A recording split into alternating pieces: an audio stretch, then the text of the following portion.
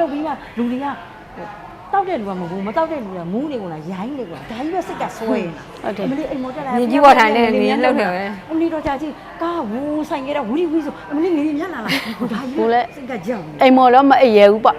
အိတ်ချစ်လေးတွေမဲ့တဲလေးတွေထိုးပြီးနေရ မိုးကလေးနဲ့ကြောက်လို့အိမ်တော်မှဆောက်လို့မဖြစ်တော့ဘူးပေါ့ဘာလို့ဆိုအကွဲတွေငလင်ကြောမိလို့ငလင်ကြောမိသွားတယ်ပကြအဲ့ဒီအဲ့ဒါမှာပကြအဲ့တဲ့ဟိုခေါ်ကားကြီးခေါ်ပြီးတဲတွေတိုက်တဲတော့3စီးတော့ထည့်ထားတယ်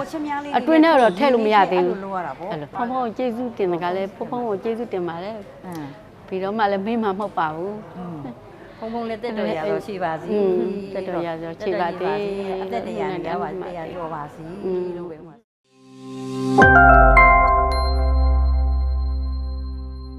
တက်ကုန်းမြို့နယ်အလေကျွန်းစံပြကျွေးရနေဒေါ်စိတ်ဖြစ်ခွဲမြင်ခင်ရတော့မပြောတာမကြောက်စရာကိုကောင်းတာသမီးရဲ့ခုလက်ထိကြောက်တုံးမှာပဲလှုပ်လိုက်တာလဲလေအိမ်လဲပြိုသွားတာပဲအလူသမားလဲချားပါတယ်ပေါ့နော်ဝေးတော့ဘာမှမလုပ်ဒီတိုင်းပဲကြောက်တော့ဆိုပြီးတော့ဖက်ထားရတာဟိုလုံးကြီးကလူကြီးဖက်ထားရတာမိမကိုမသွားရတာသွားလို့ကိုမရတာဘယ်လောက်မလှုပ်တဲ့သမီးရဲ့အမေအိမ်ကလည်းဖြစ်တယ်တားအိမ်ကလည်းဖြစ်တဲ့အုတ်တပြူကြကုန်လားအုတ်တခြားလူတခြားမယ်အုတ်ဘေးမယ်သွားပြီးတော့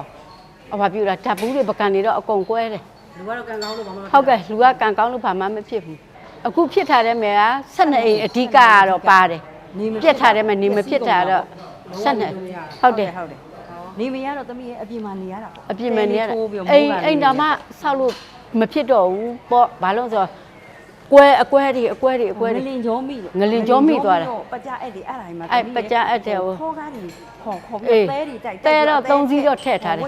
အတွင်းထဲတော့ထည့်လို့မရသေးဘူးလို့ရတာပေါ့အမေရဲ့အတွေ့အကြုံကတော့သမီးရဲ့အဲ့3လပိုင်း28ရက်နေ့ပေါ့မနေ့ကင်းကိုမမလို့ဆိုတပေါင်းလခွေနေပေါ့နော်ဥ